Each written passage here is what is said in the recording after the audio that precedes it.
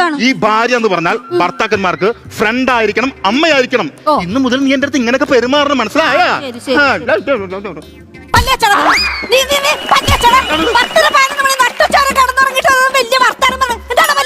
എന്താണ് ഇങ്ങനെ കാണിക്കണത്? എന്റെ അമ്മച്ചേക്ക അങ്ങനെ പല്ലേച്ചില്ലെങ്കിൽ തല്ലി. അമ്മ വേണ്ടട്ടാ, ഫ്രണ്ട് മതി, ഫ്രണ്ട് മതി, ഫ്രണ്ട് മതി. അളിയാ ഹരി, 11 മണിയായി. നീ ഇപ്പൊ ഷെയറിട്ടാ ഞാൻ പോയി സാധനം മേടിക്കും. ഉച്ച കഴിഞ്ഞ് അടിച്ചിട്ട് മാറിക്കിടന്ന് ഉറങ്ങാം. ഇല്ലെങ്കിൽ പിന്നെ ഞാൻ ഒറ്റക്കടിക്കും, നിനക്ക് സാധനം തരൂല. ഇതെന്താണ് ഇങ്ങനെയൊക്കെ പറഞ്ഞത്? ഫ്രണ്ട് ആയിരിക്കണം. ഫ്രണ്ട് വേണ്ടട്ടാ, ഭാര്യ ഭാര്യയായിട്ട് ഇരുന്നാ മതി. അത് ഞാൻ രാവിലെ തന്നെ ഉണക്കുകയും ചെയ്തു, അടുപ്പത്തിട്ട് കത്തിക്കുകയും ചെയ്തു. എന്ത് വിറകുണക്കിയോന്നല്ലേ ചോദിച്ചത്? ആ എഴുത്ത് പെട്ടിക്കാന്ന് എഴുത്ത് വല്ലതും എടുത്തോ? ചെറിയൊരു തമാശ എടുത്തു. എങ്ങനെ മനസ്സിലായി? ഈ മാട്ട കൗണ്ടർ കേട്ടോണ്ട് ഞാൻ ചോദിച്ചത്. എന്റെ പേരാ പറഞ്ഞത് ബെറോണിക്ക. 007,000 GB മനസ്സിലായോ? ഈ 007 മനസ്സിലായി, പക്ഷെ ട്രൗസർ കീറിയെന്ന് മാത്രം മനസ്സിലായി. 1000 GB എന്ന് പറഞ്ഞാൽ എന്താണെന്ന് അറിയാവോ? എനിക്കറിയാം GB എന്ന് പറഞ്ഞാൽ എന്താണെന്ന്. പറ. Golden bumper.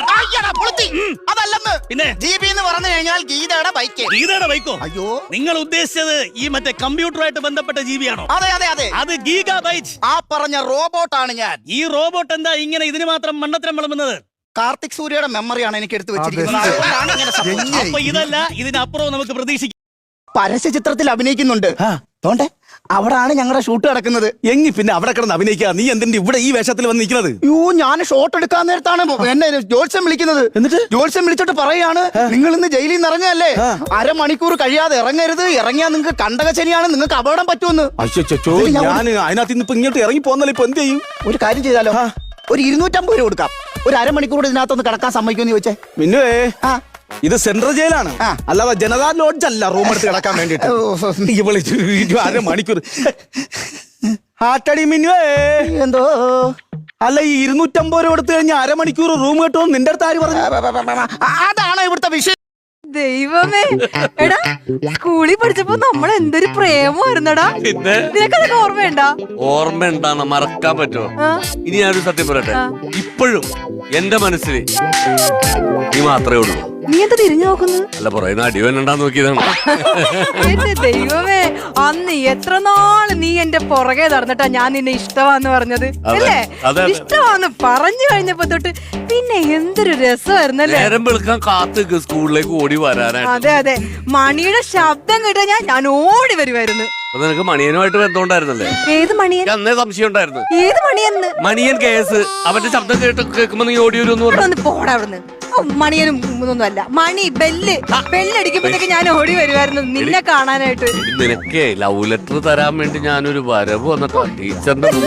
എനിക്ക് ഓർമ്മയുണ്ട്, മറ്റേ മലയാളം ടീച്ചർ പിടിച്ചതല്ലേ, ഉഷ ടീച്ചർ.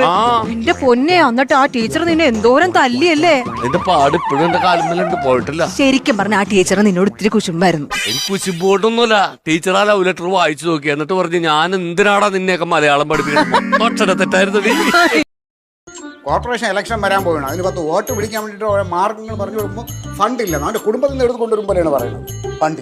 രാഷ്ട്രീയം പറഞ്ഞ നാട്ടുകാരെ വെള്ളം കുടിപ്പിക്കുന്നത് പോരാഞ്ഞിട്ട് ഇപ്പൊ വെള്ളം കുടിപ്പിക്കാൻ വേണ്ടി എല്ലാം കൂടി ഇറങ്ങാൻ പോവാണോ? മറ്റവന്റെ പെങ്ങളല്ലേ പോലീസുകാരനാ, നീ ഇതേ പറയും. ഇതെന്ത് പാടിത്? ഞാൻ എന്തെങ്കിലും പറയണേ നിങ്ങൾ എന്തിനാ ഉടനെ അവന്റെ മുഖത്തോട്ട് കയറുന്നത്? പറയൂടി, ഞാൻ പറയും.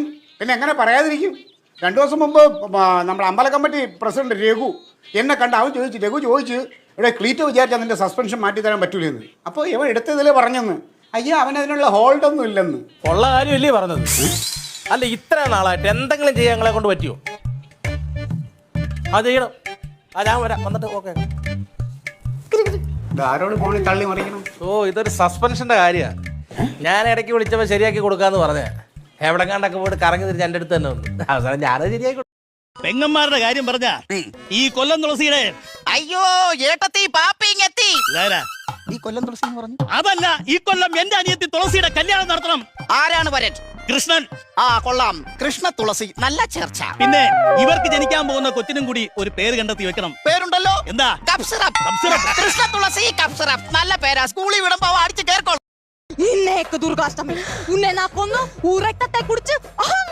നടനമാടുവേ. ഓംകാര നടനാടോന്നല്ലേ മനുഷ്യ എങ്ങനെങ്കിലും ഒപ്പിച്ചോണ്ട് വരുമ്പോ അവള് ലോജിക്കും കൊണ്ട് വരുന്നു. അതായത് നീ ഇവിടുന്ന് പോകുമ്പോ എനിക്ക് ഭയങ്കര അഹങ്കാരാവും. അപ്പൊ ഞാനൊരു നടനമാടും. അതാണ് അഹങ്കാര നടനം. അല്ല, നിങ്ങൾ എങ്ങനെയാ മരിച്ചത്? അയ്യോ നഖം കടിച്ചാണോ മരിച്ചത്? കള്ളക്കഥ ആലോചിക്കട്ടെ. വെള്ളത്തിന്റെ കഥ.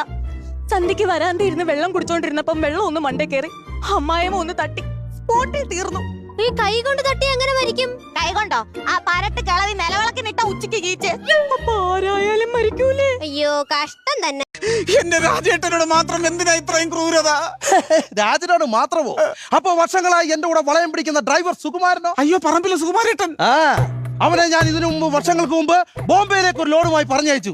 അപ്പോഴും അവൻ എന്റെ അടുത്ത് പറഞ്ഞു, മുതലാളി എന്റെ ഭാര്യ വീട്ടിൽ ഒറ്റയ്ക്കേ ഉള്ളൂ, അവളെ സുരക്ഷിതമായി നോക്കിയോളെ മുതലാളി എന്ന്. 10 വർഷം കഴിഞ്ഞപ്പോ അവൻ ലോഡുമായി തിരിച്ചു വന്നപ്പോ അവന്റെ 3 മക്കളെയും ഭാര്യയും സുരക്ഷിതമായി അവന്റെ കയ്യിലേ വെച്ചു. അതാണ് പ്രഭാകരൻ മുതലാളി. അല്ല സുകുമാരൻ ചേട്ടൻ ബോംബെയിലോട്ട് പോകാൻ മക്കളില്ലായിരുന്നല്ലോ. 10-20 വർഷം എന്നോട് വളയം പിടിച്ച പയ്യനല്ലേ? അപ്പൊ ഞാൻ അവനോട് എന്തെങ്കിലും ഒരു ഉപകാരം തിരിച്ചു ചെയ്യണ്ടേ? അതുകൊണ്ടാണ് ഞാൻ ഇനി ചെയ്യും.